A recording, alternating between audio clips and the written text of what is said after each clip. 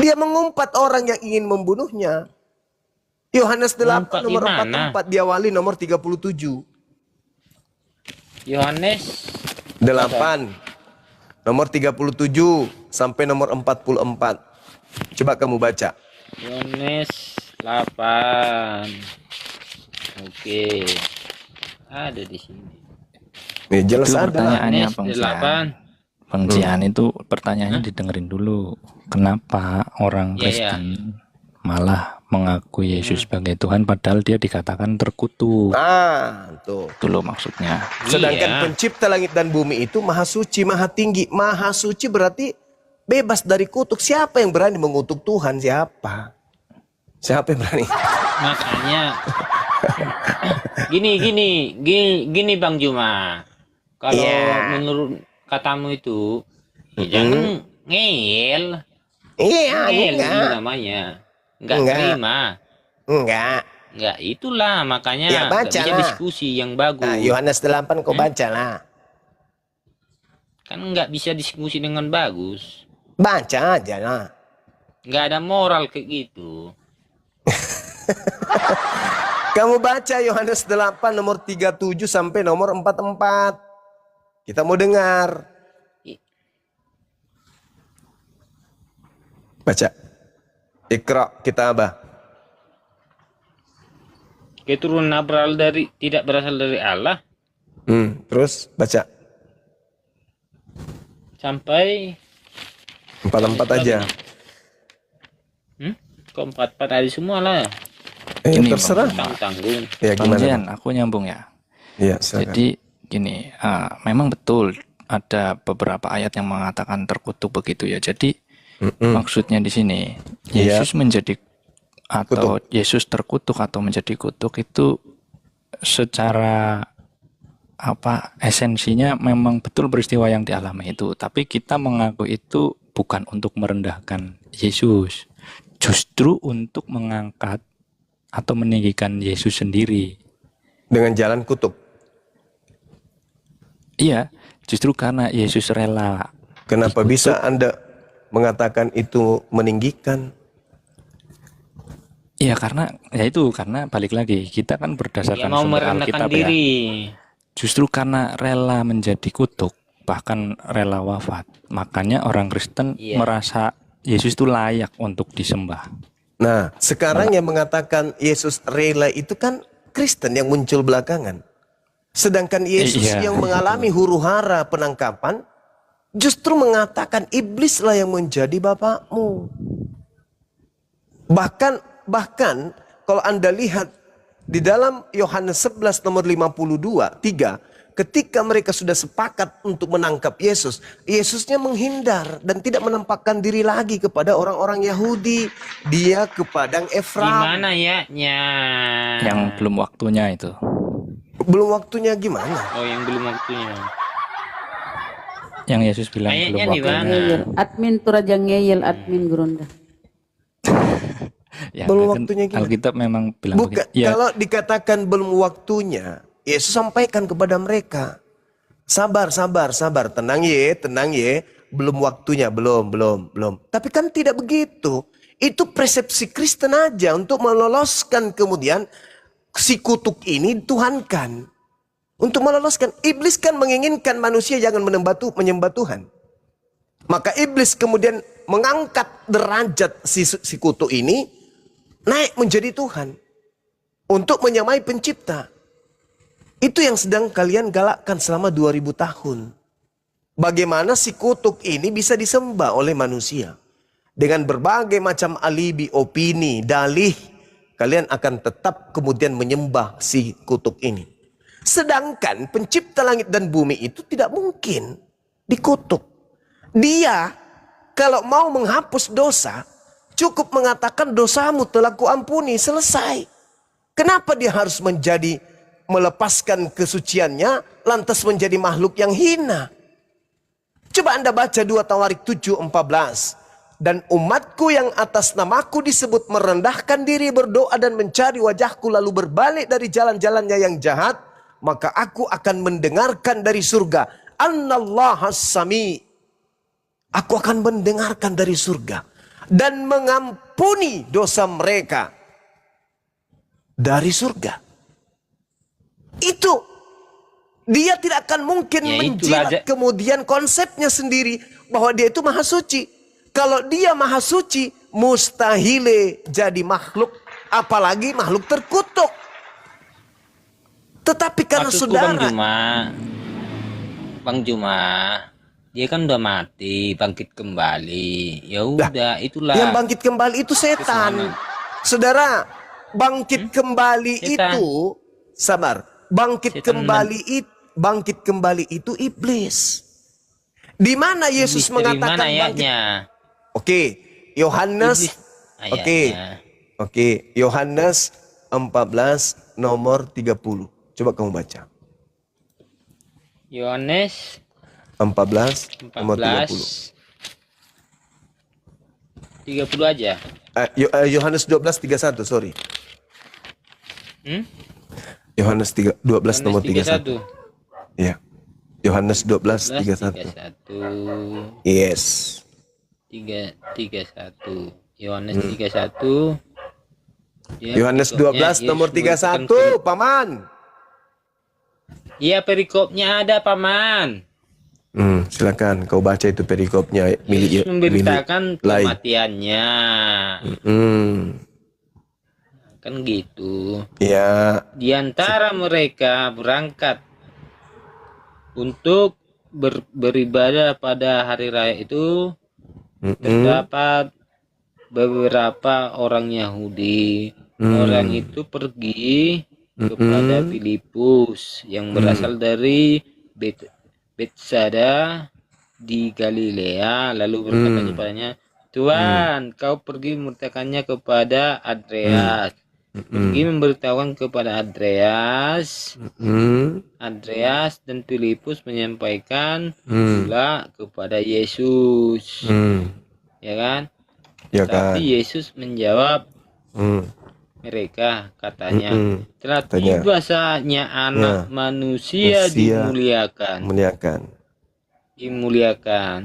Aku berkata kepadamu, sesungguhnya jikalau biji gandum tidak jatuh ke dalam tanah dan mati, ia tetap satu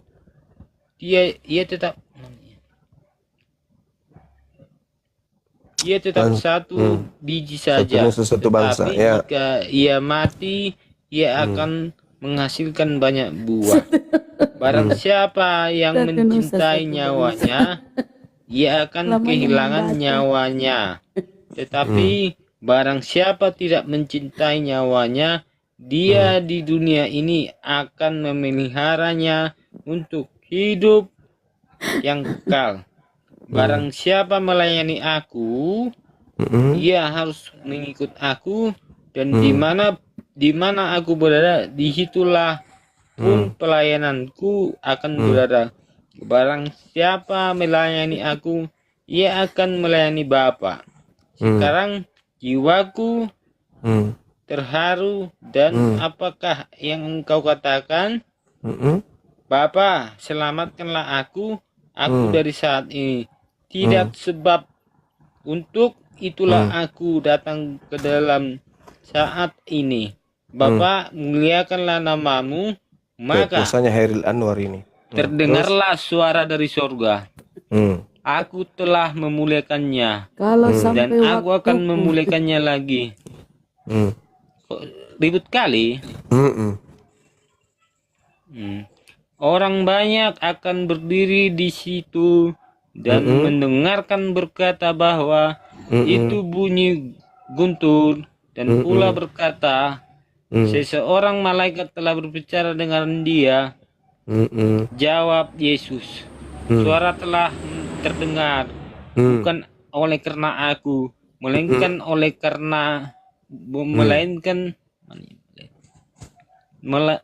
suara telah Hilang bacanya. Hilang bacanya. melainkan oleh karena kamu. Sekarang berlangsung penghakiman atas dunia ini. Sekarang juga penguasa dunia ini akan dilemparkan keluar. Nah, pertanyaannya, siapa penguasa dunia yang Dan dilemparkan keluar? apabila aku ditinggikan dari bumi, Bumi. aku akan menarik semua orang datang kepadaku. Ini dikatakan Pertanyaannya, siapa penguasa bumi? Siapa penguasa dunia yang dilemparkan keluar? Siapa?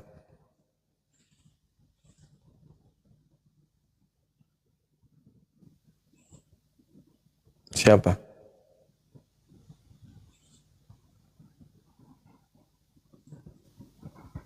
Siapa? Dia nggak dia nggak tahu kalau di mute. Terus itu. Pengejai. Kasih nah. Siapa Ini Bapak Budi. Budi pergi ke pasar. Siapa Bang penguasa bumi yang kemute itu Bang kemute. Oh kasih nah. Dibuka mic-nya Bang Jian. Nggak sadar beliau. Assalamualaikum warahmatullahi wabarakatuh. Ustaz Arif.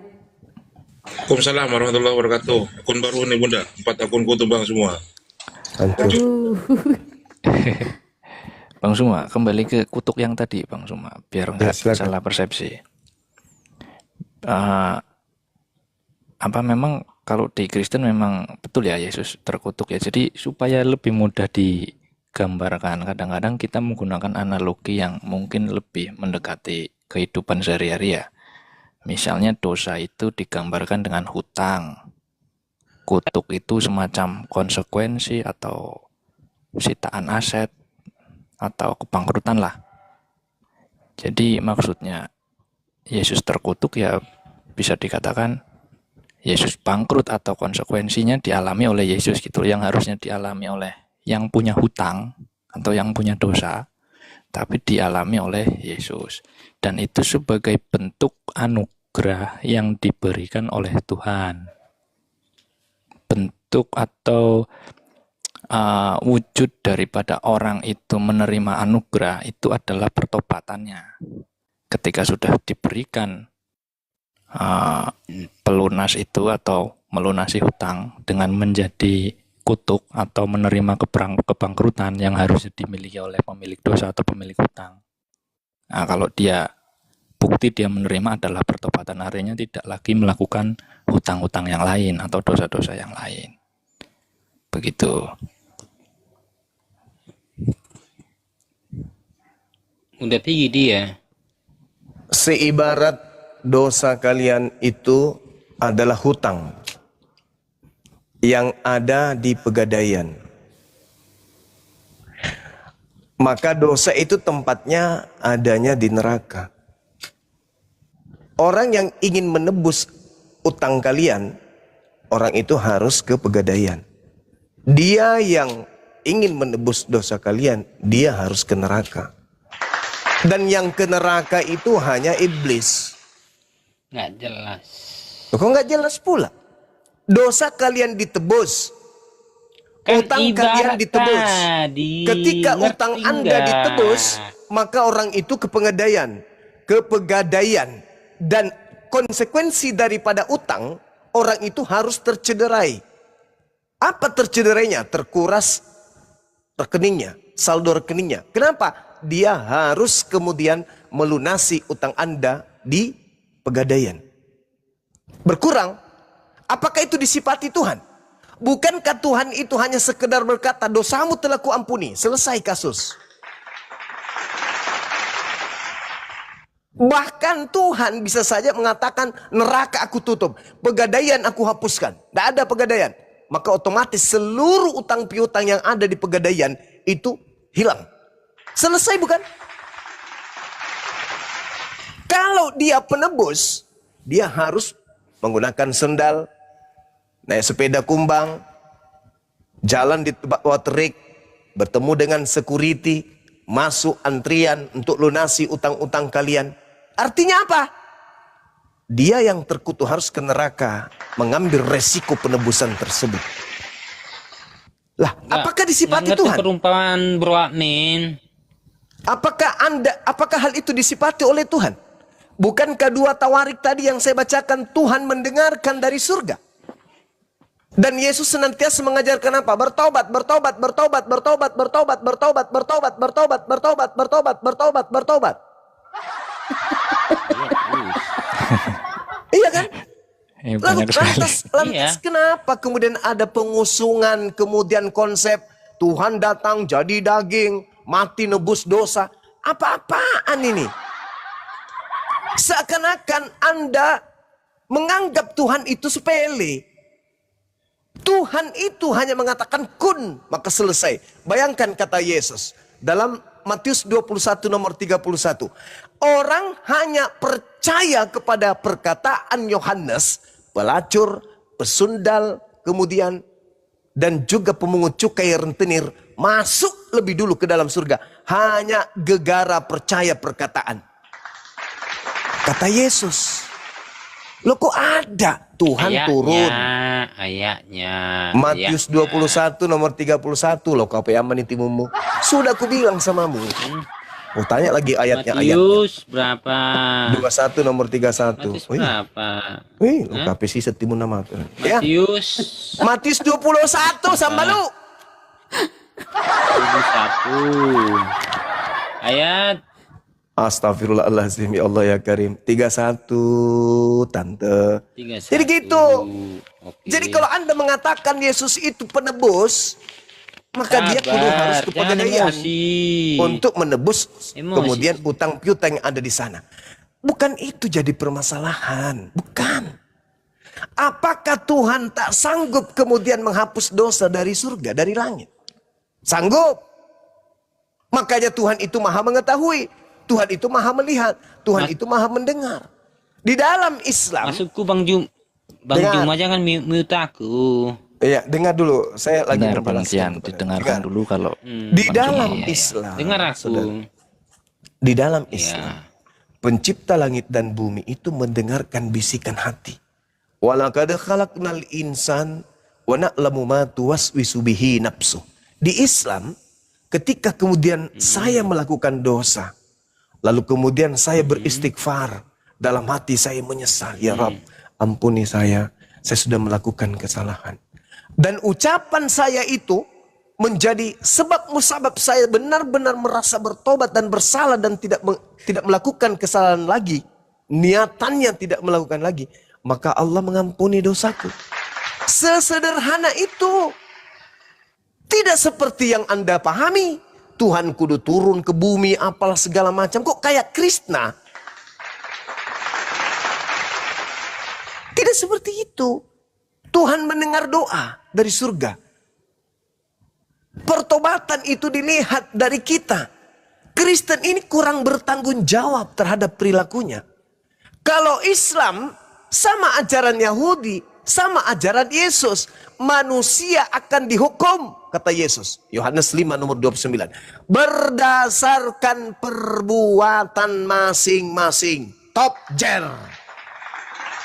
Kalau kalian kagak, kalian tuh kayak penjahat. Kalian itu kayak perampok. Kenapa saya katakan kayak penjahat? Tengoklah penjahat itu. Memiliki kemudian sekutu-sekutu. Banyak kemudian murid-murid anggota-anggota yang menganakan pembunuhan, penyiksaan kemana-mana. Habis itu dia yang tertawa. Hahaha. Bos penjahat itu gitu. Bandar narkoba itu begitu. Dia yang tertawa, dia yang kaya raya. Orang-orang yang dibawa itu yang menjadi hancur. Ditangkaplah, dipenjara, bahkan dibunuh. Dia yang di rumah enak-enak tertawa. Itulah kalian. Bahkan kalian itu lebih parah daripada sekedar perampok. Kenapa? Yang kalian perbudak Tuhan kalian. Kalian kemudian memahami Tuhan kalian mati terkutuk. Demi nafsu kebinatangan kalian itu. Makanya Al-Quran mengatakan, ulaika hum syarrul bariyah. Kalian itu lebih hina dari hewan. Masakan kamu yang bersihna, Tuhanmu yang harus menebusmu. Kalau dia mengatakan, ya aku ampuni, ya dosamu aku ampuni, itu gak masalah. Ini kudu harus turun ke bumi jadi makhluk terhina. Jadi makhluk terkutuk.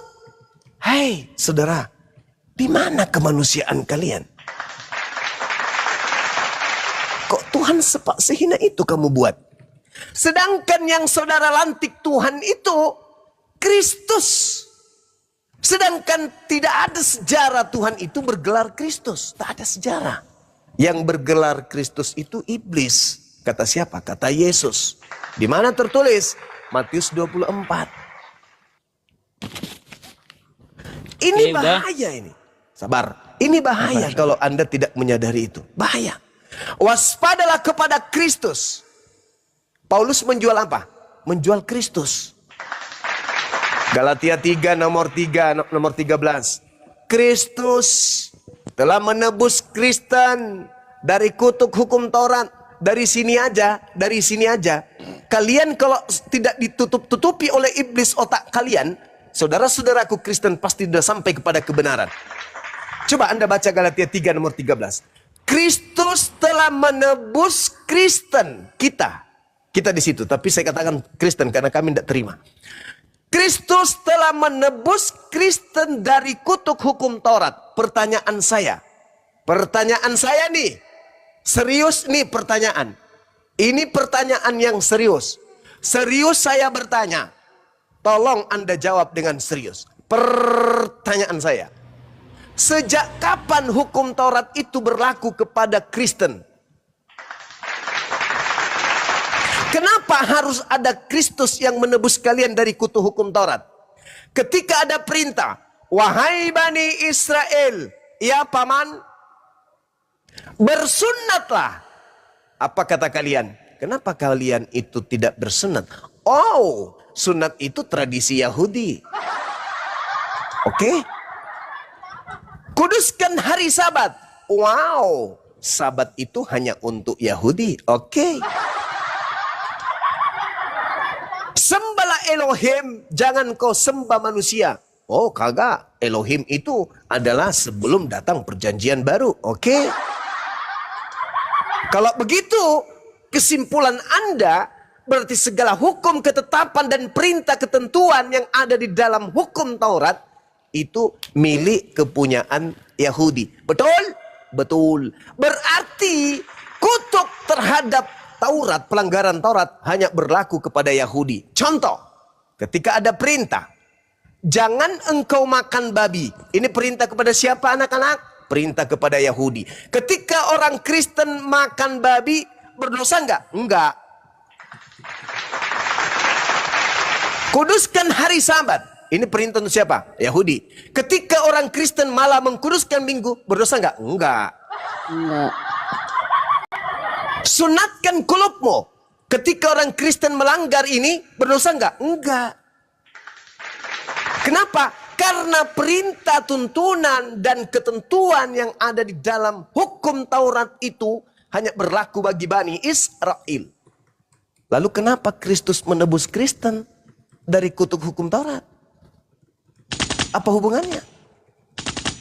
Dari sini saja kalau saudara Kristen tidak mengikuti setan, Kristen akan paham.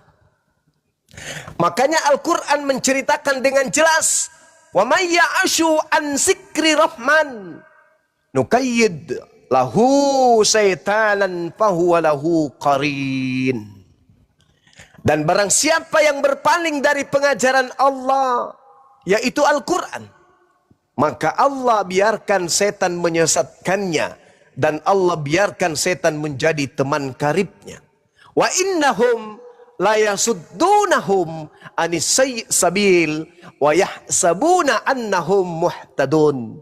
Dan sungguh iblis benar-benar menghalang-halangi mereka dari jalan yang benar. Sedang mereka menyangka bahwa mereka mendapatkan petunjuk. Ini kata Quran. Andai saja kalian tidak menutup diri, kalian akan paham. Hukum Taurat itu hanya untuk Bani Israel. Ketika ada penebusan dari hukum Taurat, maka yang ditebus Bani Israel. Lalu kenapa Kristen? Apa hubungannya? Kristus telah menebus Kristen dari kutuk hukum Taurat. Loh, sejak kapan? Kan dalilnya gini. Ulangan 27 nomor 26. Apa bunyinya? Terkutuk.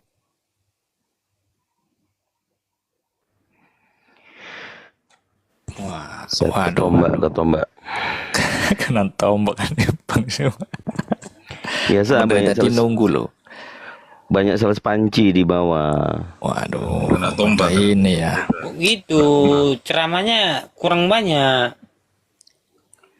Sebentar, sabar, kita tunggu Sabar, dulu. sabar. Bang Suma akunnya banyak.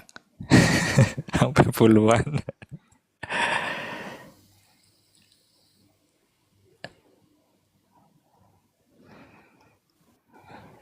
Bang Andi monitor Bang Andi. Saya Iya, sabar. Tapi masih ada Bang Juma terbayang-bayang di sini, gimana itu caranya tuh? Masih kelihatan di saya. Di reset lagi. Diturunkan aja. Bang Hendy diperbesar, daya Bang Hendy. Oke, aku turunkan aja dulu. Nggak mau dia. Masih ada dia. Ganti mode di moderator nggak ada, di moderator nggak ada Bang Andi. Ciutkan. Diapain? Diciutkan. Oh, oke. Tunggu tuh ya. Coba ya. Oke, udah ada, aman, udah nggak ada. Naikkan lagi nanti. Siap. Oke, Standby. teman-teman, di tap layar. Saya juga kaget, kok ada peringatan di saya. Terus kemudian polo-polo semua yang ada di sini. Silakan, Bro Admin. Padahal nggak ada kembali lagi, hujatan diatur ya. Nggak ada hujatan. Masih keben orang.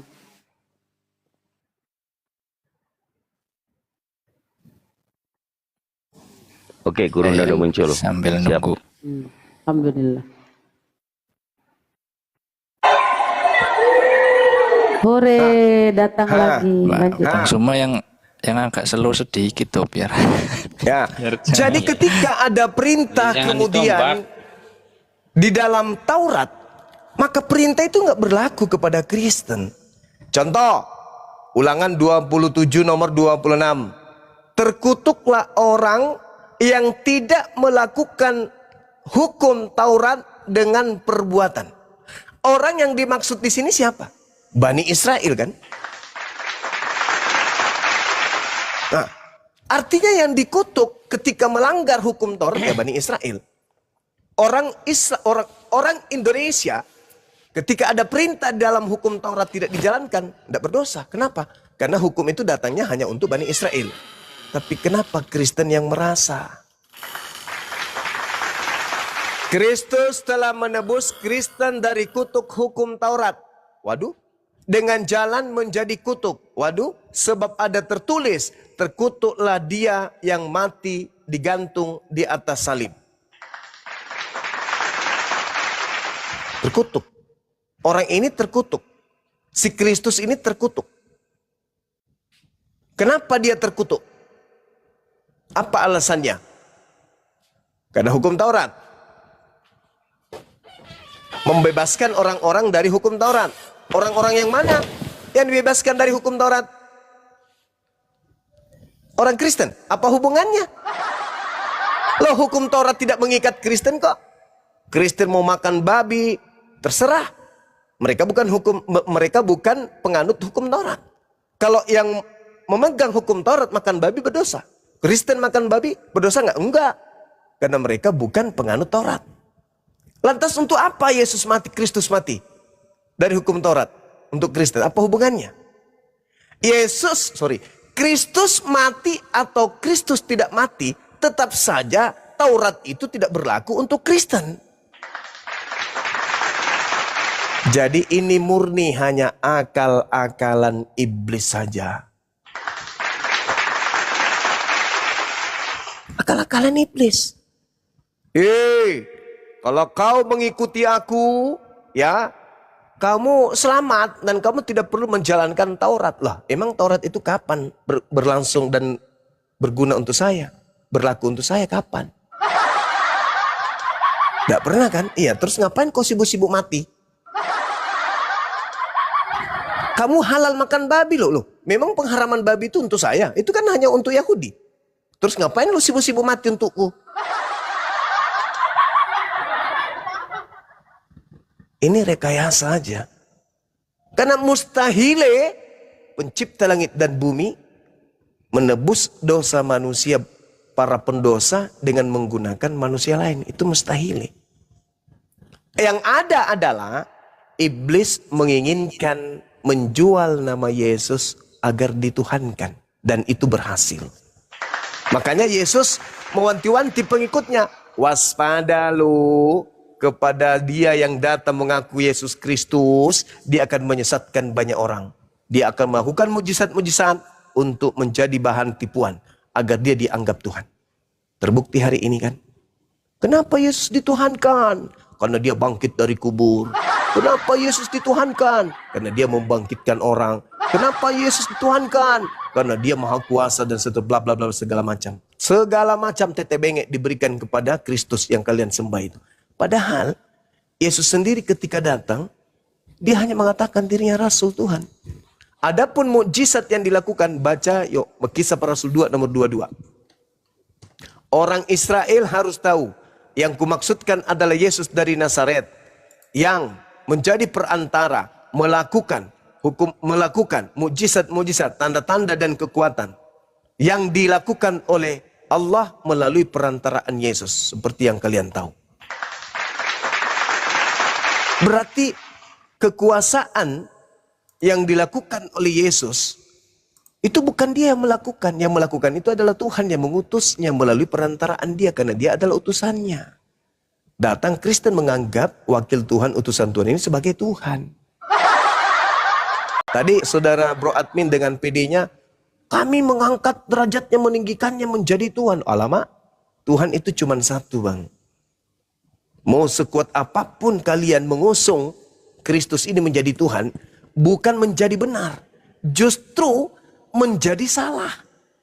Karena Anda telah melantik makhluk terkutuk setara dengan yang maha suci lagi maha tinggi. Yang tepuk tangan siapa? Iblis. Iblis yang tepuk tangan ketika Anda melantiknya sehakikat, sepadan, setara dengan pencipta langit dan bumi. Silakan. Ya, Bang Suma. Ya, gini, kita kan orang Kristen, kitab sucinya yang dipakai kan memang perjanjian baru ya. Mungkin kalau kita menggunakan ukuran Al-Quran ya sudah pasti perjanjian baru ini salah kaprah. Kan begitu. Jadi ya kita harus mengikuti apa yang dikatakan dalam perjanjian baru. Konsepnya tentang penebusan dosa, Yesus menjadi terkutuk, itu memang esensi atau inti ajaran yang benar-benar disampaikan, diberitakan melalui perjanjian baru.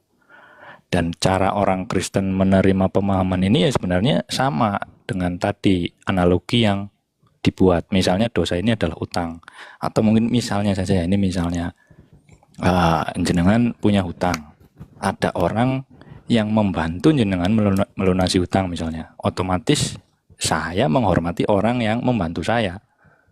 Kan itu sudah manusiawi sekali ya, maksudnya mudah dipahami begitu. Yang hutang saja penghormatannya kita merasa benar-benar terbantu, tertolong. Apalagi ini konteksnya tentang kehidupan yang diberitakan melalui perjanjian baru.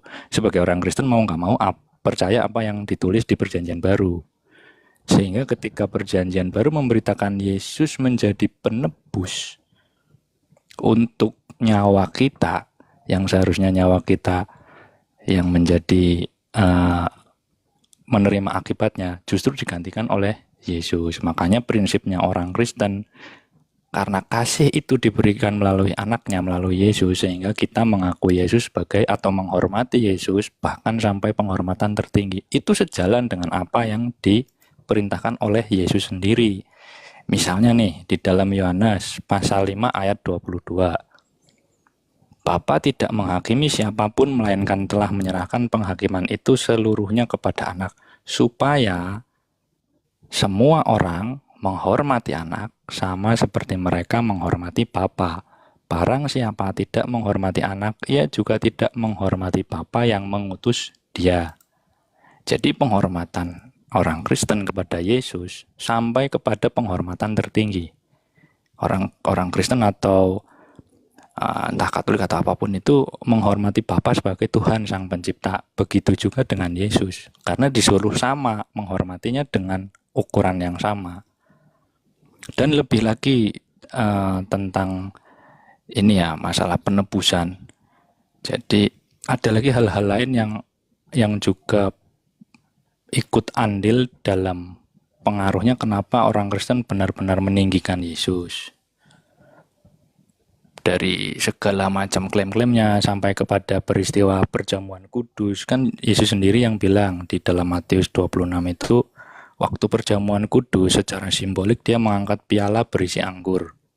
Kemudian dia bilang, sebab inilah darahku, darah perjanjian yang ditumpahkan bagi banyak orang untuk pengampunan dosa. Jadi pengajaran pengampunan dosa betul sekali itu adalah pemberitaan yang ada di dalam perjanjian baru, dan itu adalah intisari dari pengajaran Alkitab. Dan bentuk atau wujud kita menerima pengajaran itu adalah mengikuti perintah Yesus sendiri. Misalnya dalam hal penghormatan tadi. Kemudian dalam hal yang lain, perintah baru tentang kasih. Kasihilah sesamamu seperti aku telah mengasihi kamu. Maksudnya seperti Yesus telah mengasihi dunia. Atau orang Kristen lah, anggaplah begitu. Jadi memang kita berangkat dari konsep yang diberitakan oleh Alkitab, sehingga kita merasa perlu dan layak menghormati Yesus sampai kepada penghormatan tertinggi sebagai Tuhan, terlepas dari dogmanya apa yang mau dipakai ya, entah Trinitas, Tritunggal begitu. Jadi memang berbeda antara Kristen dengan Islam. Dari sumbernya juga kan sudah berbeda. Dan itu saya rasa ya memang nggak bisa ini lagi ya, memang seperti itu. Mau dikatakan Yesus terkutuk betul. Tetapi kita justru karena Yesus mau rela dikutuk sehingga kita meninggikan dia gitu. Begitu saja, silakan Bang Cia. Oke, berarti kesimpulannya saudara Bro Admin ini menyembah makhluk terkutuk kan? Ya, kita meninggikan Yesus yang terkutuk. Oke, udah selesai. Silakan aja. Jadi kesimpulannya ya Kristen 2000 tahun menyembah makhluk terkutuk ini. Nah sekarang kalau di Islam itu enggak seperti itu. Memang sumber kita berbeda memang. Kalau di Islam dosa. Solusinya hanya bertobat. Bagaimana solusi dosa menurut Yesus? Tobat. Bertobatlah sebab kerajaan Tuhan sudah dekat. Tuh. Sekarang implementasi dalam kehidupan. Yesus datang menebus dosa. Iming-iming dosa waris. Artinya Yesus datang melepaskan kutuk dosa waris.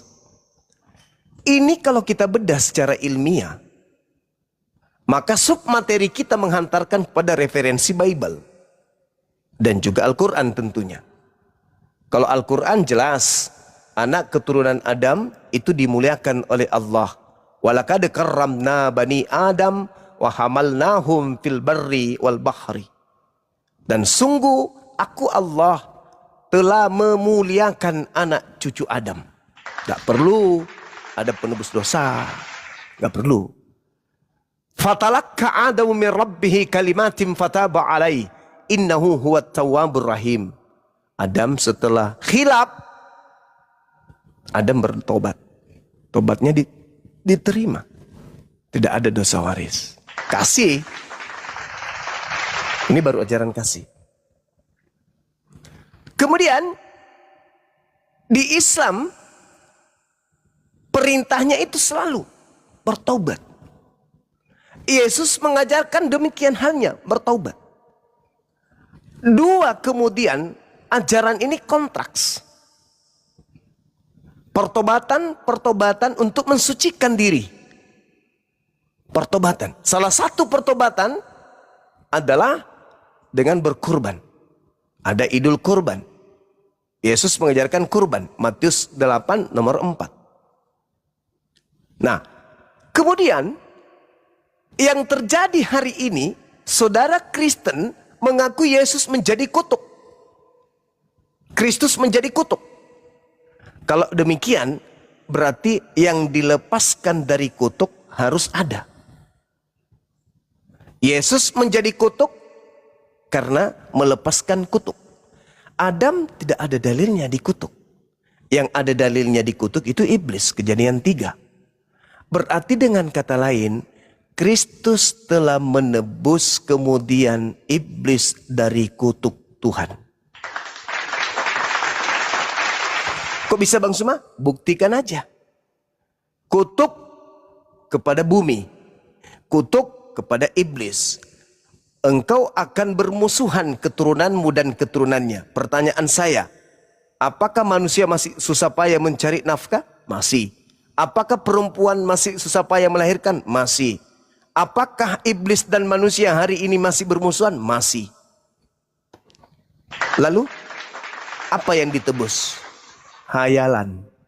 Hayalan yang ditebus. Pertama. Yang kedua, kalau kita lihat pengakuan dari saudara kita Kristen, penebusan itu terjadi hanya sekali. Setelahnya nggak ada lagi. Lalu kalau Kristen bertobat, bersalah, berdosa, setelah penyaliban, misalnya ada yang membunuh sesama Kristen, solusinya apa? Bertobat. Bedanya dengan Islam? Ya nggak ada. Berarti penyaliban itu penebus dosa hanya akal-akalan iblis. Akal-akalan iblis. Kenapa? Setelah penyaliban, Kristen melakukan dosa, diperintahkan juga bertobat. Harusnya kalau konsep pagan ini betul, begitu Yesus kemudian mati terkutuk di atas salib, maka manusia berubah menjadi robot. Tak ada lagi nafsu. Kenapa? Udah dicabut. Tidak tahu lagi baik dan buruk. Kenapa? Kembali kepada settingan awal. Ketika Adam di surga tidak tahu baik dan buruk.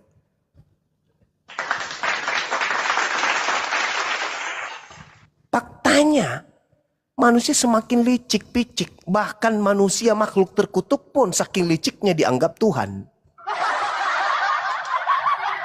Coba. Dari mana konsep ini muncul? Disalib demi dosa-dosa kita. Agar kutuk dosa waris hilang. Kalau kutuk dosa waris hilang, Roma 5 nomor 12 Anda coba baca dengan cermat. Oleh karena satu orang, Adam, menjalarkan dosa sampai ke bumi, ke anak keturunannya. Artinya, ketika seibarat aliran listrik dosa itu, maka begitu Yesus disalibkan di atas, kemudian di atas salib, digantung di atas salib, maka seketika seluruh dunia mati PLN. Kenapa? Kutuk dicabut dari bumi. Kenapa bisa? Sang penebus kutuk sudah mati melepaskan nyawa dan juga dagingnya di atas salib. Faktanya, realnya, fenomena yang ada, justru yang paling banyak bermaksiat adalah Kristen. Penyakit AIDS itu pelopornya adalah negara-negara berpenduduk mayoritas Kristen. Coba, pelaku penyakit kelamin itu mayoritas Liteng. Narkobeng mayoritas penduduk Aliteng. Sesama negara Eliteng. Mana kutuk itu yang sudah ditebus? Mana?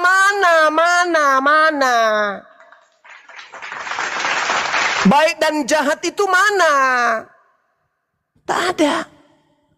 Ketika kemudian seorang membunuh sesamanya Kristen atau membunuh orang lain, berdosa enggak? Berdosa, Cak Ayu. Lalu solusinya, bangkitkan Yesus dari kubur, salib ulang. Gagal penyaliban. Kenapa? Anak Adam masih ketularan dosa. Masih melakukan dosa, masih bermusuhan dengan iblis. Manusia tanpa iblis, manusia itu hidup seperti malaikat. Tapi karena masih bermusuhan sampai hari ini, ya masih melakukan dosa. Tapi katanya udah ditebus. Itu bullshit. Itu hanya keinginan rekayasa iblis. Agar dia iblis dituhankan separuh dari keturunan Adam. Apa tujuannya salib itu apa coba? Aku menerima Yesus. Dengan darahmu dosaku udah diampuni. Iya, kamu di gereja oke meneteskan air mata. Selangkah kau dari gereja, seluruh kemaksiatan kau lakukan. Mana dosa itu? Mana dari darah Yesus? Inilah darahku, makanlah dagingku. Apa itu? Tak ada gunanya. Wong, justru pastor pendeta yang cenderung kita lihat bermaksiat. Lalu mana penebusan itu? Darah Yesus, mana darah Yesus? Mana? Gak ada fungsinya. Gak ada fungsinya. Kalau sabar, kalau kebenaran itu betul-betul ada, gereja tidak perlu ditutup toh. Buktinya yang dibuka hanya masjid. Orang dari Timur Leste singgah ke Makassar mau ke gereja, mau berdoa di sana, gereja ditutup. Masuk ke pelatarannya ditanya, lu mau apa di sini? Lu mencuri ya? Ditanya, dicurigai. Mana keselamatan itu? Ke rumah ibadahnya aja susah. Kalau di masjid, jam berapapun kamu datang, hari apapun kau datang, dari kampung manapun engkau datang, dari ormas manapun engkau, selama engkau muslim, masjid semuanya adalah rumahmu. Itu baru ajaran keselamatan. Membuka kepada semua orang untuk datang menghadap kepada Tuhannya. Gereja, manalah pagarnya tinggi-tinggi, pengamanannya sangat ketat, masuk di sana kayak teroris kita. Coba, mana ajaran keselamatan? Yang ada ketakutan. Mana? Harusnya kalau konsep penebusan dosa itu betul, maka Kristen tidak perlu was-was, Kristen tidak usah takut. Kenapa? Saat tak ada lagi kesengsaraan, tidak ada lagi penyakit. Kenapa? Karena tanah tidak dikutuk lagi. Wanita-wanita melahirkan setiap hari kalau perlu 6-7 anaknya. Kenapa? Ya karena nggak ada lagi kesakitan. Tapi faktanya bullshit itu semua. Silakan.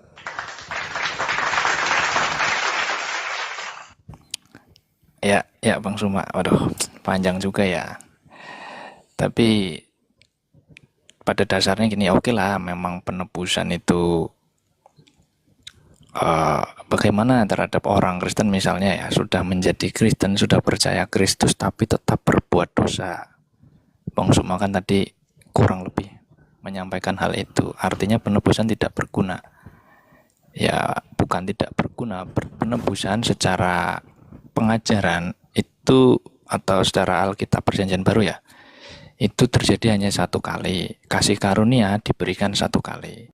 Tentang pertobatan sebagai wujud kita atau orang percaya yang menerima kasih karunia itu memang tidak terjadi secara instan, dan itu memang bertumbuh dan membutuhkan proses. Jadi pertobatan sejati itu bukan berarti tidak pernah jatuh.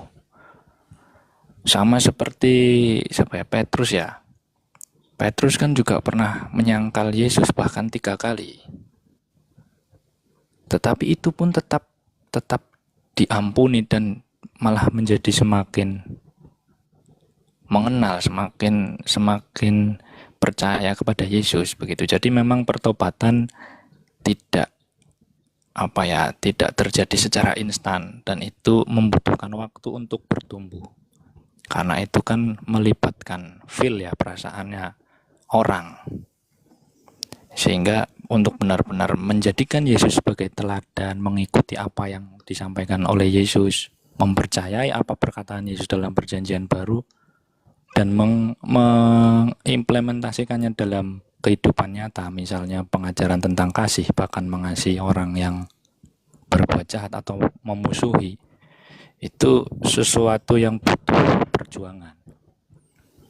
Atau berbuat baik dan tidak melakukan dosa lagi, itu sesuatu tindakan pertobatan yang tidak mudah, dan pertobatan yang sejati memang butuh waktu dan benar-benar konsisten. Maksudnya sesuai lah dengan apa yang dikatakan. Sekarang kembali dengan klaimnya Yesus tentang memberikan nyawa.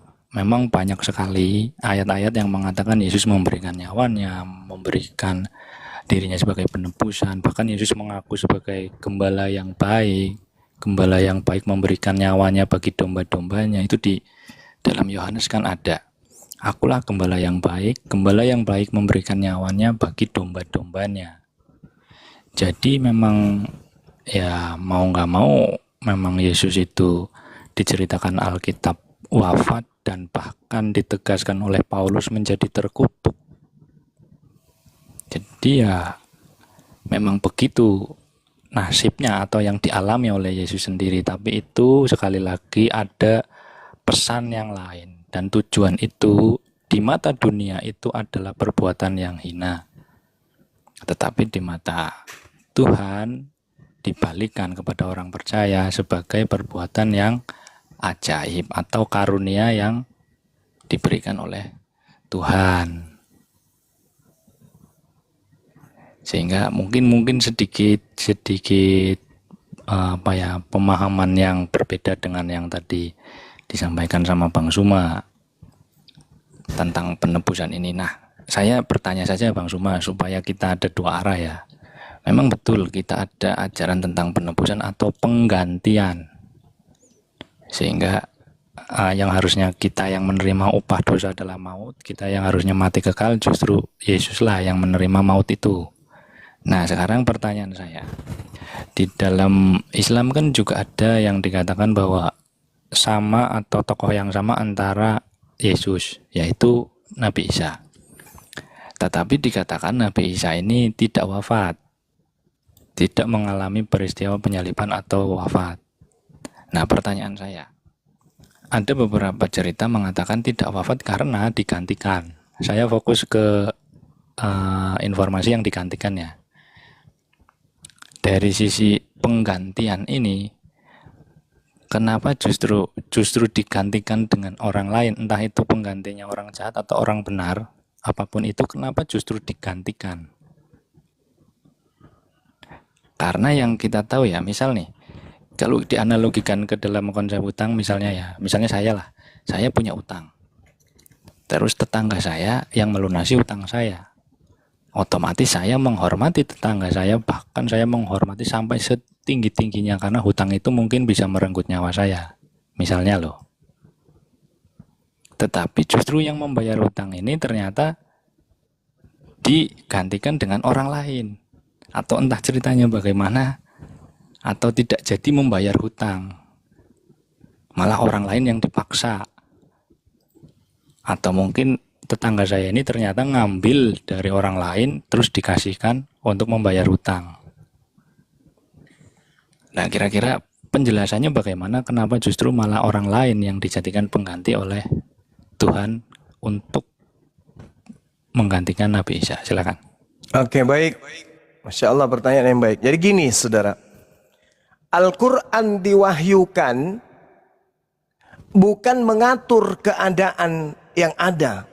Bukan Al-Quran yang men-setting keadaan. Catat itu dulu.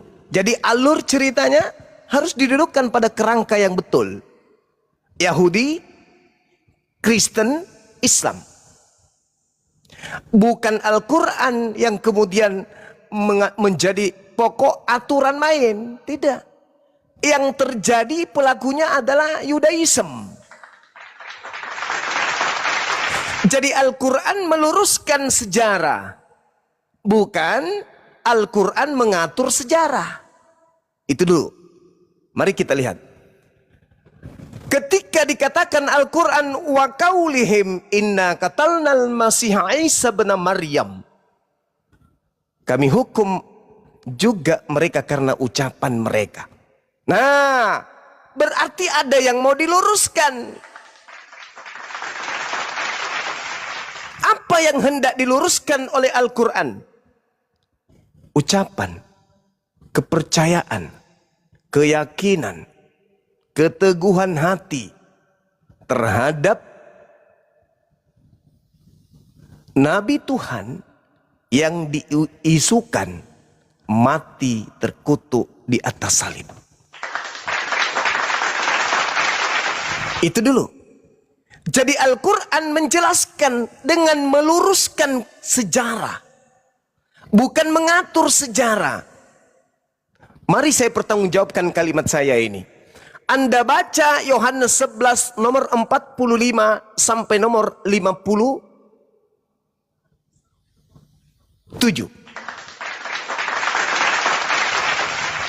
Kalau Anda melihat Yohanes 11 di sana, 45, jelas sekali apa yang terjadi itu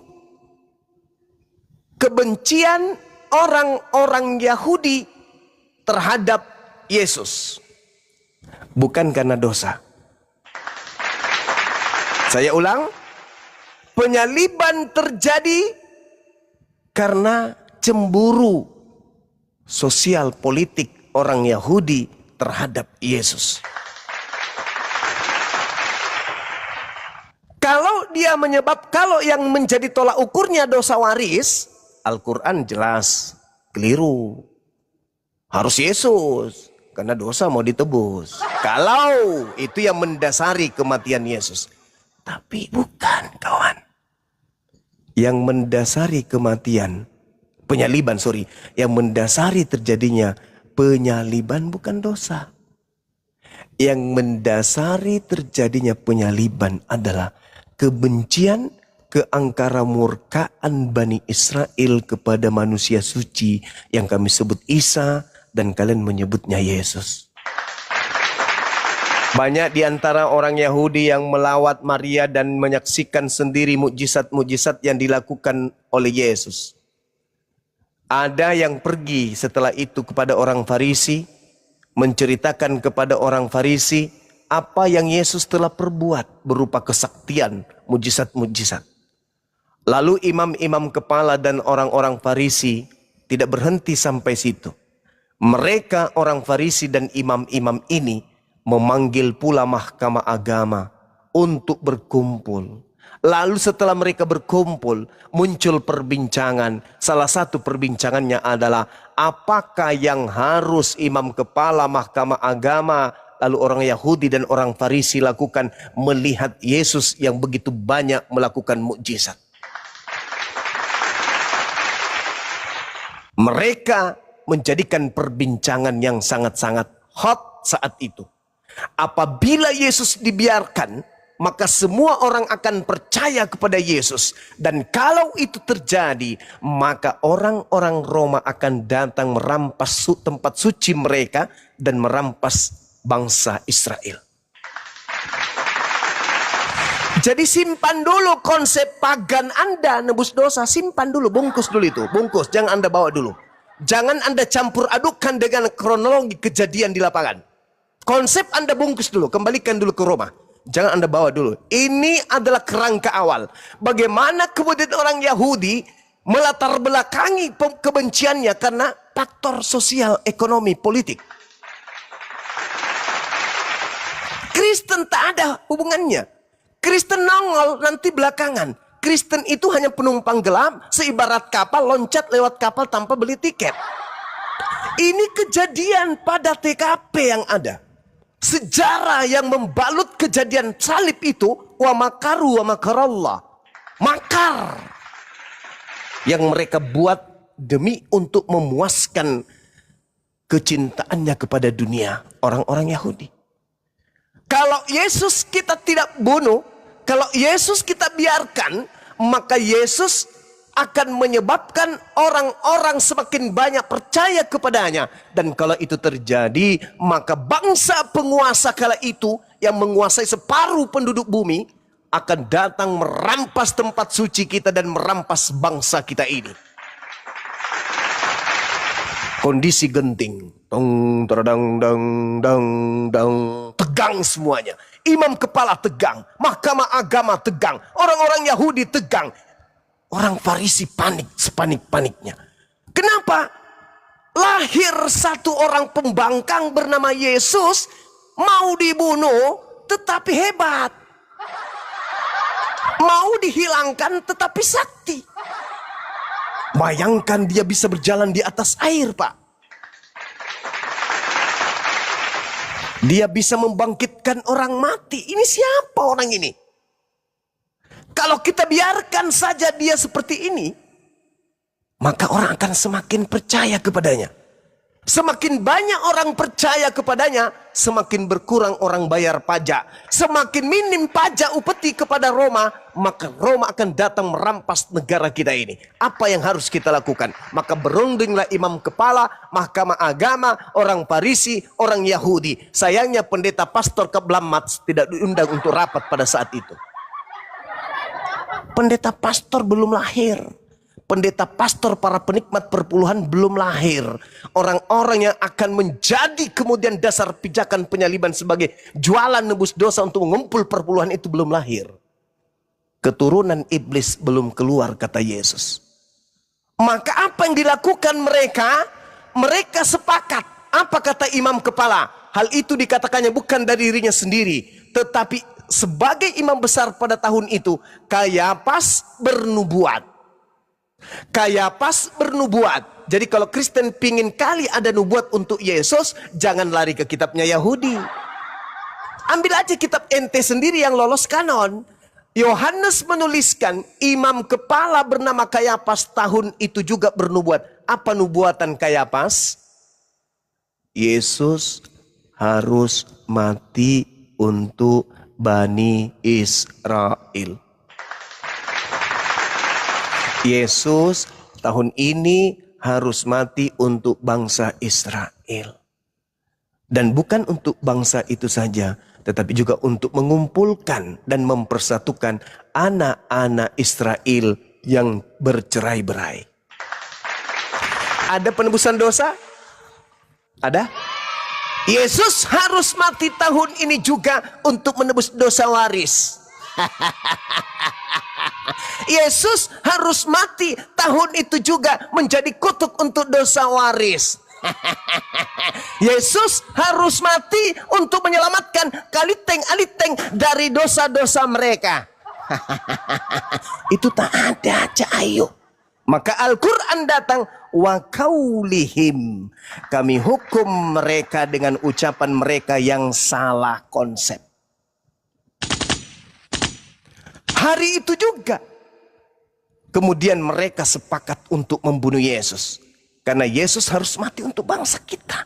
Kalau Yesus tidak kita bunuh, maka bangsa kita akan dirampas oleh penjajah Roma.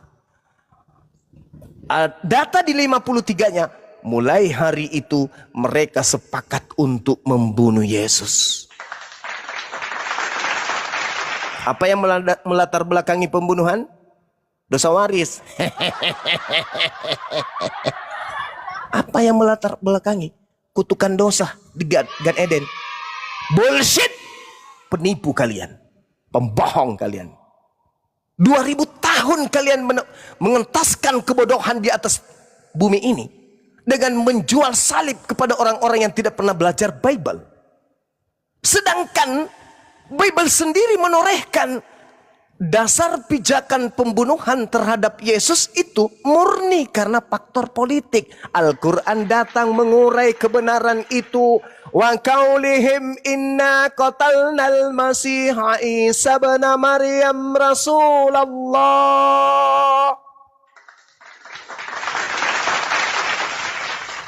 Aku hukum mereka karena ucapan mereka. Karena mereka mengatakan yang mereka bunuh itu adalah Nabi Isa alaihi salam. Apa yang melatar belakangi kemudian mereka ingin membunuh? Mereka mengatakan yang kami bunuh agar supaya bangsa Roma tidak merampas bangsa kami adalah Yesus. Yang kami bunuh supaya bangsa kami ini terbebas dari penjajahan Romawi adalah Yesus. Itu yang dijawab oleh Allah itu. Kalau yang dijawab oleh Allah Kristen, Al-Ma'idah ayat 116, 117.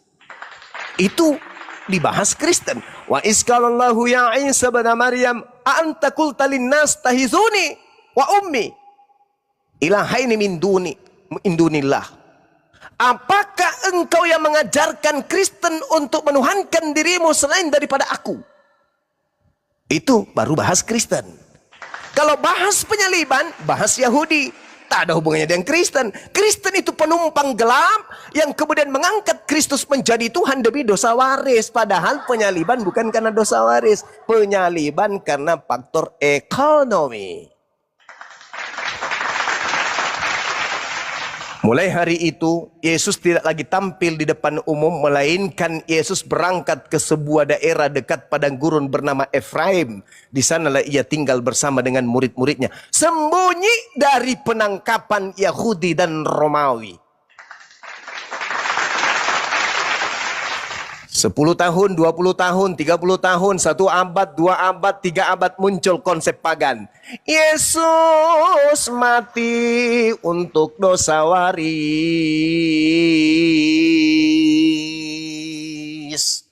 Naka-naka belam maka itu tak ada.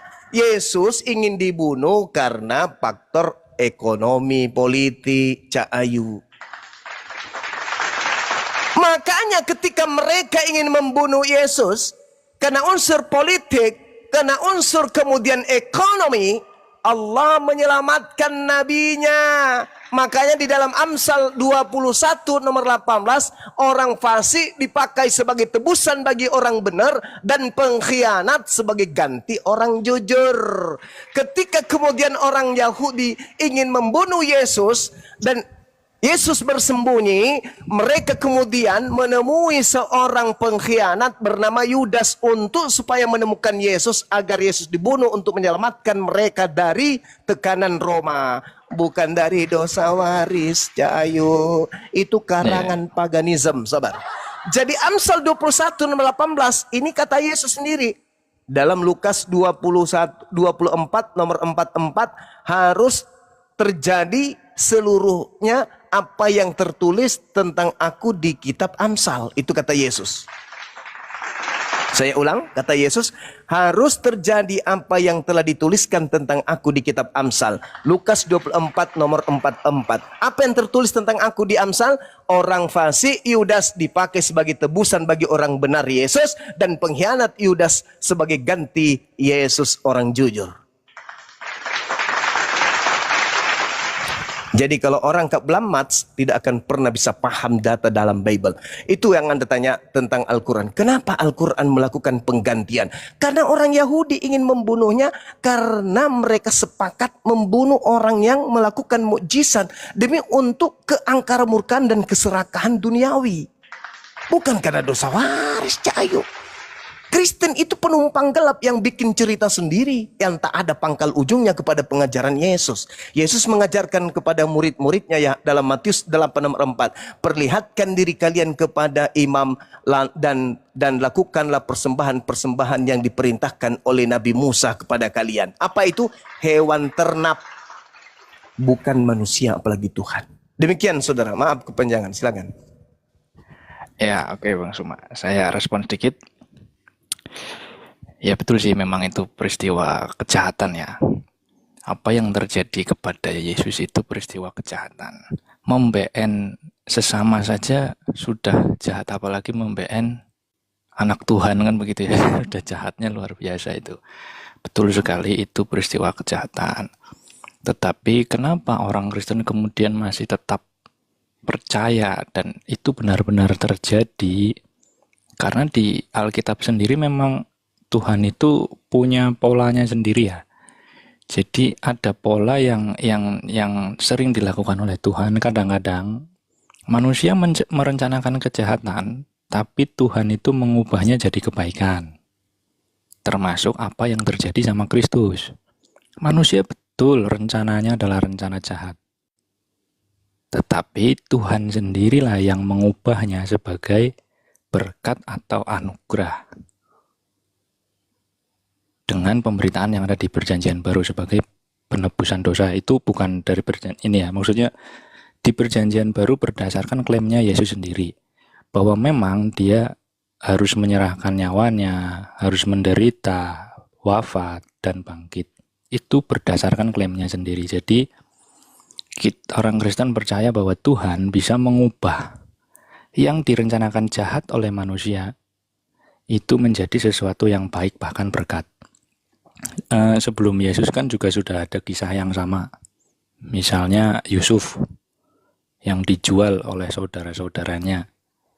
Tapi Tuhan memimpin Yusuf, dan Yusuf justru jadi penyelamat bagi waktu itu dari kelaparan ya Yusuf ya. Di kisah di Kejadian itu saya nggak begitu hafal, cuman ada peristiwa dengan pola yang sama. Yusuf itu dijahati sama saudaranya, dijual, tetapi Tuhan malah memimpin Yusuf menjadi penyelamat bagi bangsa yang waktu itu kelaparan. Jadi kita percaya bahwa Tuhan sendiri bisa mengubah. Itu ada kalau nggak salah di Kejadian ya, saya bacakan ayatnya. Memang kamu telah mereka-rekakan yang jahat terhadap aku, tetapi Allah telah mereka-rekakan untuk kebaikan. Jadi kita percaya bahwa Tuhan bisa mengubah itu, sehingga apa yang harus dialami Yesus tentang penyaliban atau tentang penderitaannya yang sebelumnya sudah diceritakan oleh Yesus sendiri, anak manusia harus mati, aku datang bukan untuk untuk dilayani, melainkan untuk melayani dan menyerahkan nyawa. Kemudian gembala yang baik adalah gembala yang menyerahkan nyawanya untuk domba-dombanya. Berdasarkan cerita-cerita itu sebelum peristiwa penyaliban, makanya orang Kristen juga semakin percaya bahwa peristiwa penyaliban itu benar-benar terjadi. Makanya tadi saya bertanya ke Bang Suma, kenapa di dalam Islam justru Isa digantikan dengan orang lain? Bukankah Allahnya adalah Allah yang sama, Allah yang bisa mengubah sesuatu yang jahat menjadi kebaikan, atau menjadi berkat, atau menjadi pesan berkat? Begitu Bang Suma. Terima kasih.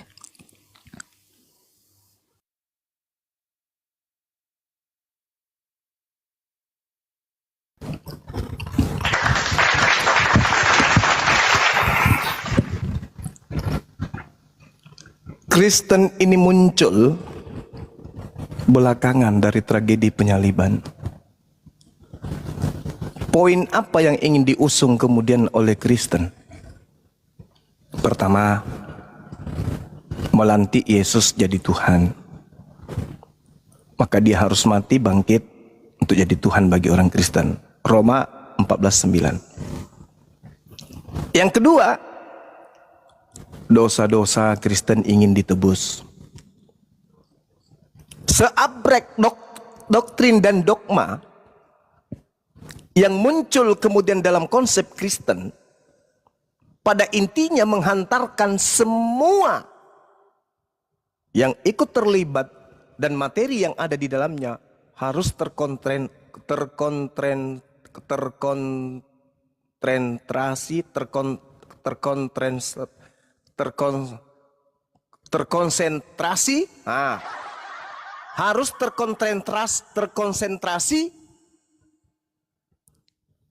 kepada jualan-jualan iblis.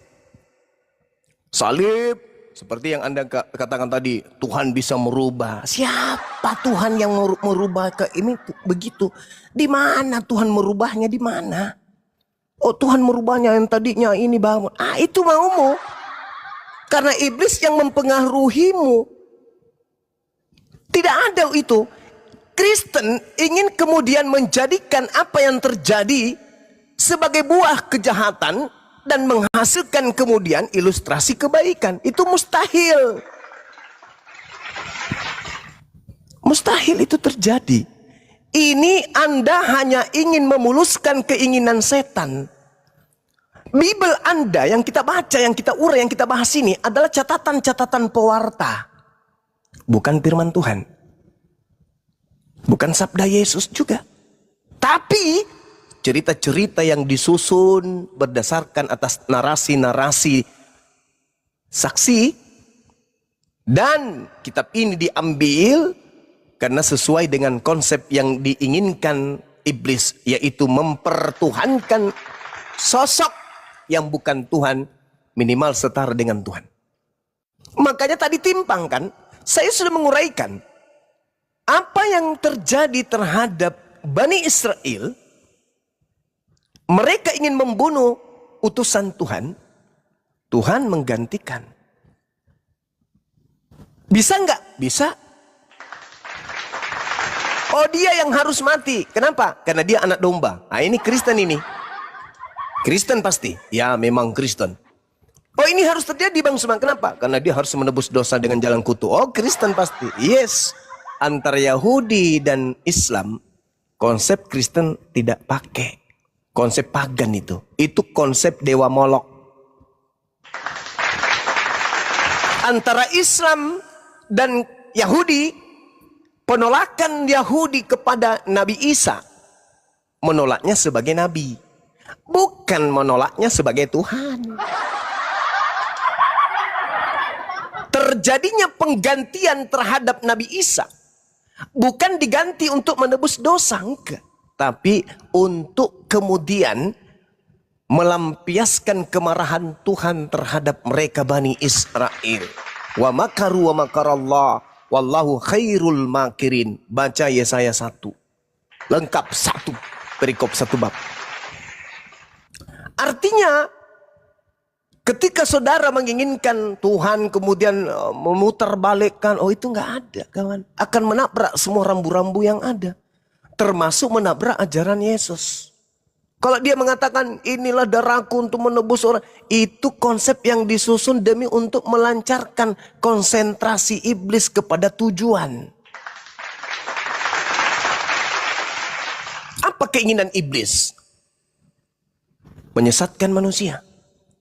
Apa ending daripada penyesatan terhadap manusia? Manusia sesat. Apa tindakan Yesus terhadap manusia sesat? Enyahlah daripadaku, kalian semua adalah pembuat kejahatan, aku tidak mengenal kalian. Apa antisipasi Yesus terhadap keadaan yang terjadi sebelumnya? Waspadalah kepada Kristus palsu yang datang kepadamu dengan memakai namaku dan berkata akulah Yesus. Dia akan menyesatkan banyak orang. Jelas itu. Maka yang terjadi hari ini adalah Kristen dengan pola yang ada menyembah makhluk yang mati terkutuk di atas salib. Padahal orang yang disalib ini adalah orang yang digajang-gajangkan untuk kemudian menjadi tumbal agar orang Roma tidak merampas bangsa Israel. Kok tiba-tiba berubah menjadi tumbal penebus dosa? Kenapa? Karena Kristen dan Yahudi adalah dua kepercayaan yang berbeda, laksana langit dan bumi. Lalu pertanyaannya, tragedi penyaliban ini ada nggak Kristen di situ? Terlibat tak Kristen? Ada nggak hubungannya Kristen? Tak ada, Cak Ayu, tak ada. Penyaliban terjadi tak ada hubungannya dengan Kristen. Tapi iblis menjadikan penyaliban itu sebagai bahan jualan kepada pemikir-pemikir lemah agar mereka jatuh cinta dengan dosa-dosa yang mereka dihapuskan dengan darah orang yang menjadi tumbal di atas salib. Makanya bagi Yahudi salib itu simbol iblis. Bagi Kristen salib itu keselamatan. Bagi Tuhan penyaliban itu adalah kesesatan. Bagi Yesus penyaliban itu adalah karya iblis. Matius Yohanes 8 nomor 37 sampai nomor 44. Yang mau menyalib itu iblis. Yang mengkhianati sehingga terjadi penyaliban itu iblis. Yang disalib itu manusia terkutuk. Yang dikutuk itu pemakan suap. Yang makan suap itu Yudas. Maka dikatakan tadi dalam Amsal 21 nomor 18. Orang fasik, pemakan suap, dipakai sebagai tebusan bagi orang benar, Yesus. Dan pengkhianat sebagai ganti orang jujur. Makanya Yesus berkata, enyahlah iblis, enyahlah Petrus, engkau memikirkan apa yang dipikirkan oleh manusia. Engkau tidak memikirkan apa yang dipikirkan Tuhan. Ketika kemudian Yesus hendak ditangkap, yang terjadi pemikiran Tuhan. Apa itu? Aku akan menjadikan orang fasik sebagai gantinya. Aku akan menjadikan pengkhianat sebagai tebusannya. Itu yang dipikirkan Tuhan. Tapi yang dipikirkan oleh manusia, ini Yesus kalau dia pergi di sana ditangkap dan dibunuh. Itu pikiran manusia. Tapi pikiran Tuhan tidak. Sekuat apapun engkau mencoba untuk membunuh utusanku, aku tetap akan melindunginya. Mazmur 91, 8 dan 9. Engkau hanya menonton orang fasik. Engkau hanya menonton orang fasik. Orang fasik itulah yang ditangkap, yang disalib, engkau hanya menontonnya. Itu kata Mazmur 91. Dan itu adalah nubuatan mutlak untuk Yesus. Malaikat akan datang menantang engkau di tangannya agar kakimu tidak terantuk kepada batu. Dengan panjang umur engkau akan kukenyangkan. Engkau akan kuangkat dan engkau akan kukenyangkan. Engkau hanya menonton dari atas. Itu kata Mazmur 91. Oke? Jadi sekali lagi saudara, Anda mengatakan Tuhan mampu memutarbalikkan, demikian juga Tuhan mampu menyelamatkan nabinya, dan yang menggantikannya adalah orang yang dikira Nabi Isa alaihissalam dikira Yesus. Kenapa demikian? Itu hukuman bagi orang-orang Yahudi. Silakan. Ya.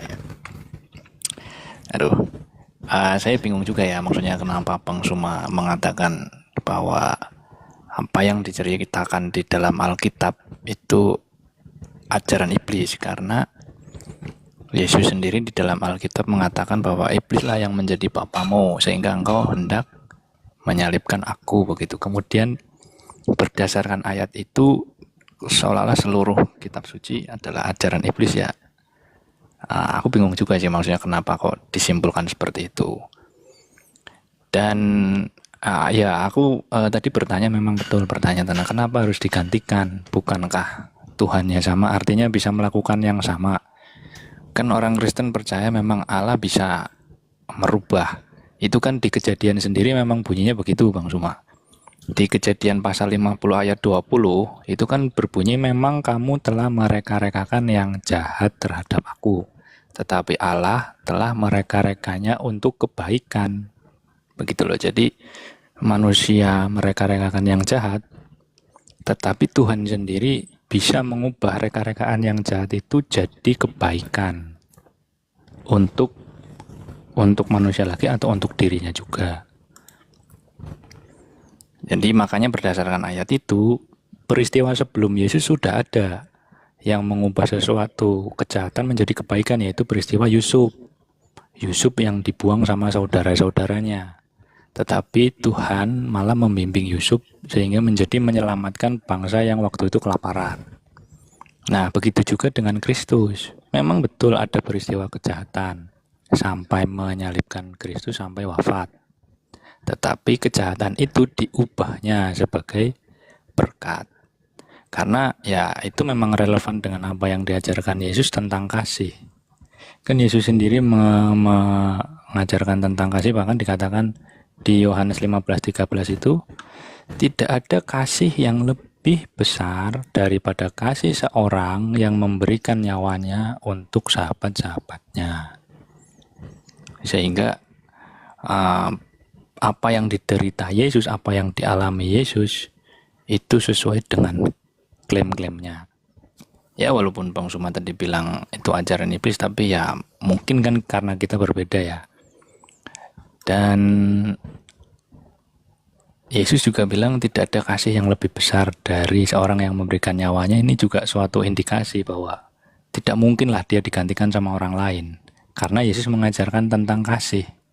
Masa Yesus mengajarkan sendiri tapi malah digantikan orang lain, kan nggak lucu, maksudnya nggak konsisten gitu loh, ngajarin sendiri tapi malah melewatkan sendiri. Bahkan di ayat-ayat yang lain juga tentang gembala yang baik memberikan nyawanya, kemudian tentang anak manusia datang bukan untuk dilayani. Jadi kasih karunia itu pemberian Tuhan, memang yang tidak layak diterima oleh kita, tapi dia berikan karena kasihnya, sehingga kita memaknai salib bukan sesuatu yang hina, justru sesuatu yang mulia. Cuman sayangnya di Islam salib sudah nggak ada lagi, sudah berbeda. Ya jadi ya mungkin karena memang yang disebut Injil juga kan bukan Alkitab ya, dan beda sumber. Tapi ya sudahlah. Cuman saya di sini titik beratnya gini Bang Suma. Oke lah, kita kan memang sering bahas agama ya. Cuman saya yakin bahwa misalnya nih kesalahan misalnya kesalahan Quran misalnya tidak mungkin membenarkan Alkitab. Begitu juga kesalahan Alkitab tidak serta-merta membenarkan Al-Quran gitu loh maksud saya. Artinya semuanya ini berdiri dalam kebenarannya masing-masing. Yang perjanjian baru ya punya pandangannya sendiri tentang penebusan dosa sampai kepada meninggikan Yesus sebagai Tuhan. Karena dia memang menebus dosa, makanya kita mengeluh-elukan dia kan. Sama seperti orang yang punya hutang mengeluh-elukan orang yang mau melunasi hutangnya dia. Begitu juga dalam Quran. Meninggikan misalnya Nabi Muhammad atau Nabi Isa atau Tuhan, ya mereka dalam konsepnya sendiri-sendiri. Jadi biarlah kita mengedukasi yang di bawah ini sesuai dengan jalurnya masing-masing. Jadi kesalahan misalnya pengajaran dalam kekristenan tidak membenarkan keislaman, dalam keislaman juga tidak membenarkan kekristenan. Begitu. Mungkin begitu dari saya. Terima kasih. Saya ngawas Yesus membenarkan enggak menyembah makhluk terkutuk di salib? Kalau pengajaran Yesus kan secara dasar ya, perintah Yesus itu menghormati Yesus sama seperti menghormati Bapa. Menghormati ini maksudnya kalau dia dikutuk itu dihormati. Kalau dia dikutuk itu kan memang peristiwa yang dialami Yesus. Saya sebagai orang yang melihat peristiwa itu justru menghormati Yesus. Karena peristiwa apa yang dialami yang seharusnya saya alami justru dialami Yesus begitu. Kenapa Anda yang harus mengalami itu? Apa dasar pijakannya sampai Anda yang harus disalib? Yang ngajarin siapa? Bukan harus disalib ya. Jadi peristiwa salibnya ini sebagai wujud penebusan dosa begitu. Penebusan dosa. Nah ini iya, pengajarannya kan penebusan dosa. Ini ilmu dari mana ini? Nebus dosa dengan menggunakan darah manusia itu ilmu dari mana? Penebusan dengan darah, ya kan itu klaimnya Yesus sendiri. Di mana itu Yesus katakan? Iya misalnya nih dalam perjamuan kudus, perjamuan terakhir yang paling relevan ya. Perjamuan terakhir waktu itu Yesus secara simbolik mengangkat piala berisi anggur. Anggur di situ darah betulan atau memang anggur? Secara simbolik berisi anggur. Nah, bukan darah dan kan? roti. Roti itu dagingnya. Tubuh, ya tubuh. Jadi itu secara terus simbolik, Pak. Kenapa larinya ke penyaliban? Ya itu kan secara simbolik dilakukan Yesus. Dan itu peristiwa itu kan persis sebelum penyaliban. Oh, jadi ini cuman dugaan-dugaan aja, dugaan Kristen aja gitu. Ya, berdasarkan urutan peristiwa itu kan karena klaimnya Yesus, inilah darahku, darah yang ditumpahkan bagi kamu dan bagi semua orang demi pengampunan dosa. Ya kan, sampai kepada peristiwa penyaliban. Jadi Kristen ini sekarang sudah tak ada dosa karena sudah ditebus. Ya, itu kasih karunia yang diberikan. Kalau kita Iya, maksudku tak ada lagi dosanya Kristen ini. Itu perjalanan, Bang. Soal Maksudnya? ada dan tidak itu kan menuju pertobatan secara Loh. Kenapa bertobat lagi? Tadi darah Yesus katanya untuk nebus dosa-dosa semua orang. Iya. Gini. Terus? Iya. Jadi buktinya orang itu menerima kasih karunia itu adalah hidup baru, meninggalkan hidup yang lama. Hidup baru itu maksudnya? Hidup baru itu hidup sesuai dengan perintah Kristus atau mengikuti teladan Kristus. Apa? Nyembah Yesus gitu. Itu teladan Yesus. Tidak. Menuhankan makhluk yang dikutuk itu teladan Yesus. Tidak. Esensinya itu hanya kasih kepada Tuhan dan kasih kepada sesama. Kasih kepada Tuhan itu kan mentaati perintah-perintah Tuhan. Iya betul. Nah, ada nggak perintah Tuhan untuk menyembah kepada makhluk yang terkutuk? Lah saya mengikuti perintah Yesus untuk menghormati Yesus sama seperti menghormati Bapa. Ya, menghormati Yesus itu menyembahnya gitu maksudnya. Iya, karena penghormatan tertinggi kepada Bapa itu sampai kepada mengakui Bapa sebagai Tuhan. Oh, kan begitu. Sehingga Anda pun kemudian menganggap Yesus ini harus dihormati seperti hormat kepada Tuhan. Iya, sama aja. Meskipun dia bukan Tuhan. Ya, dia fisiknya manusia, betul. Ya, jadi meskipun dia bukan Tuhan, Anda melantiknya setara dengan Tuhan kan, Anda menghormatinya gitu. Iya, seperti perintahnya Yesus sendiri kan. Iya. Jadi pada kesimpulan ini Anda menghormati Yesus sehingga Anda menganggap dia itu adalah Tuhan, meskipun Yesus yang dimaksud di sini hanyalah sebagai utusan. Kata Yesus, hidup kekal itu adalah mengenal dia sebagai utusan saja. Tapi Anda justru mengenal Kristus sebagai Tuhan. Yang mati di atas salib ini kan yang Anda maksud? Iya, Sama enggak dengan Yesus yang datang ke tengah-tengah Bani Israel? sama. Anda bisa buktikan bahwasanya ketika Yesus berkata bahwa engkau tidak akan pergi ke tempat aku pergi. Dan Yesus juga berkata bahwasanya aku harus pergi sesuai dengan apa yang tertulis tentang aku. Dalam Sedangkan perjanjian lama. iya, yang di dalam perjanjian lama dong. Karena Yesus mengatakan harus sesuai dengan perjanjian lama tentang kepergiannya. Nah, ada nggak di dalam perjanjian lama dituliskan mati lalu bangkit hari ketiga, ada nggak? Secara tersurat persis atau eksplisit sih tidak ada. Lalu? Karena ya kan Yesus hanya bilang segala yang tertulis tentang Mesias harus digenapi, tetapi tidak disebutkan maksudnya yang mana. Jadi selama ini Iya, Mesias mati dan bangkit hari ketiga ada nggak tertulis? Mesias mati ya nggak ada secara eksplisit seperti itu, Bang. Ya nggak ada. Sedangkan Yesus mengatakan, aku harus pergi sesuai dengan yang tertulis tentang aku. Di perjanjian lama tidak ada yang sama persis. Yang tertulis harus tertulis kata Yesus. Iya nggak ada. Matius 26 nomor berapa itu? Nomor 24. Harus. Ada yang sama persis nggak ada. Nah, sedangkan Yesus mengatakan itu. Bagaimana dong? Matius 24-nya dia mengatakan itu. Iya betul itu betul.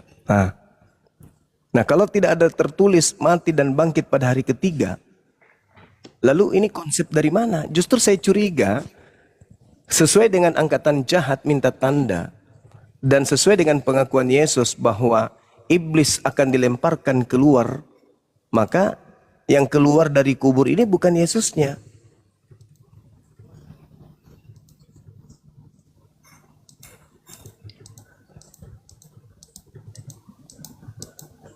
Tak lama lagi aku berbicara kepada kalian, sebab penguasa dunia telah datang. Dan penguasa dunia yaitu iblis dilemparkan keluar. Dilemparkan keluar dari mana? Dari kubur. Yesus kebetulan mengatakan bahwasanya angkatan jahat tandanya adalah anak manusia keluar dari kubur.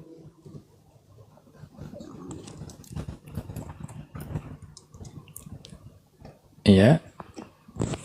Ya itu dia.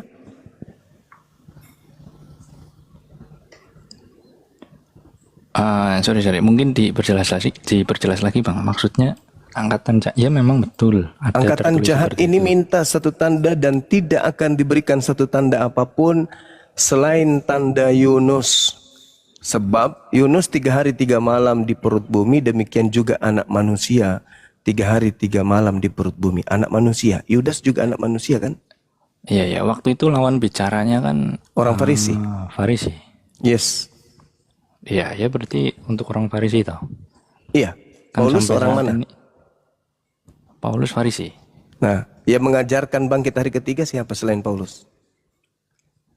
Ya, Yesus sendiri dan Paulus. Di mana Yesus mengajarkan dia bangkit pada hari ketiga? Ya di Lukas. Perjanjian Baru ya selain dari surat Paulus toh. Iya, Matius, Markus, Lukas. Lukas, Yohanes. Anda ada di Matius. Di Lukas 24 nomor 36. Tapi di situ Lukas mengatakan Yesus berkata harus tergenapi apa yang tertulis tentang dia di dalam kitab Taurat, yaitu dia bangkit pada hari ketiga. Nah, yang itu yang nggak ada. Sampai pendeta bertelur mencari datanya di kitab Taurat bangkit hari ketiga itu tidak akan pernah ditemukan. Berarti pengajaran Farisi hanya datang kepada Paulus bangkit pada hari ketiga. Yesus tak mengajarkan. Tapi Lukas mencoba menuduh Yesus mengajarkan itu, padahal tak ada. Anda cari, tak akan pernah Anda temukan. Berarti murni yang mengajarkan itu hanya Paulus. Paulus seorang Farisi. Tanda orang Farisi adalah bangkit pada hari ketiga. Inilah yang menjadi jualan Paulus, andalan Paulus. Produk andalan Paulus yang dijual kepada non-Yahudi adalah bangkit pada hari ketiga. Waspadalah kepada orang Farisi. Ini yang Anda kemudian sangkakan. Nah, sehingga saya katakan tadi bahwa Bible ini adalah sebuah cerita-cerita yang disusun untuk menguatkan konsentrasi iblis agar manusia menuhankan Kristus. Kalau Kristus ini bukan kemudian Yesus, maka saya katakan Anda menyembah iblis. Apakah Yesus pernah membuatkan Kristus palsu? Pernah. Apakah yang mati di salib terkutuk ini adalah Kristus? Iya. Apakah Yesus anak Maria ini pantas dan wajar untuk dikutuk? Tidak. Lalu yang dikutuk siapa? Iblis. Ada enggak iblis bergelar Kristus? Matius 24 nomor 24. Penyesat. Kristus palsu. Lukas 21 nomor 8. Matius 24 nomor 4 nomor 5. Apa buktinya bahwa yang keluar dari kubur ini iblis? Baca Matius 24 nomor 3. Tanda apa yang menyertai, tanda mana yang menyertai guru ketika guru datang? Yesus berkata, kalau aku yang datang, langit bergemuruh, kuasa-kuasanya berguncang, matahari gelap, bulan tak bercahaya, bintang berjatuhan, aku nampak di tengah langit, manusia semua meratap di bumi, dan semua manusia akan menatap aku. Itu tanda kedatanganku. Selain itu iblis. Karena Anda mengatakan bahwa yang bangkit keluar itu adalah Yesus, maka Yesuslah yang datang ke Lukas, Yesuslah yang datang ke Markus, Yesuslah yang datang kepada Paulus, Yesuslah yang datang kepada penulis Wahyu di Pulau Patmos. Kenapa? Karena Anda sudah terlanjur mengatakan Yesus keluar dari kubur. Padahal yang keluar dari kubur itu adalah simbol angkatan jahat. Anda baca Yohanes 12:31, tidak lama lagi aku berkata-kata kepadamu, sebab penguasa dunia telah datang dan dilemparkan keluar. Dari mana? Dari kubur. Kok bisa? Yes, baca Yesaya 14 nomor 12, 13, 14, 15. Engkau hendak menyamai Tuhan, engkau hendak naik ke atas awan-awan menyamai Tuhan. Akan tetapi sebaliknya justru ke alam kuburlah engkau akan dilemparkan. Dilemparkan ke alam kubur, iblisnya ada di alam kubur. Yesus kemudian berkata, angkatan jahat ini tidak akan diberikan satu tanda kecuali anak manusia keluar dari kubur. Yesus berkata, iblis dilemparkan dari keluar. Keluar dari mana? Tidak mungkin keluar dari surga. Karena dari surga sudah selesai. Dari Gan Eden sudah selesai. Satu-satunya keluar itu adalah keluar dari kubur. Setelah keluar dari kubur, barulah muncul agama di atas muka bumi ini mengajarkan makhluk terkutuk menjadi Tuhan. Orang keluar dari kubur jadi Tuhan. Makanya Yesus mengatakan waspadalah. Ya, tapi itu kan tanda Yunus kan tanda untuk yang tidak percaya, Bang. Iya, betul. Tidak percaya kepada siapa? Kepada pengajaran Yesus. Ya, tidak percaya tentang peristiwa Yesus. Oh, tanda enggak. Yunus ini. Oh, bukan. Bukan begitu. Coba Anda baca Lukas 24 nomor 9 sampai nomor 12. Apakah ke-11 murid Yesus percaya? Enggak. Malah mereka tak tahu sama sekali. Ini ada apa? Kok bisa? Bukannya guru kami sudah mati kata kalian? Kenapa mereka nggak tahu tentang gurunya? Karena pada saat penangkapan seluruh muridnya lari meninggalkan Yesus. Markus 14 nomor 50. Semua murid Yesus lari meninggalkan Yesus. Jadi yang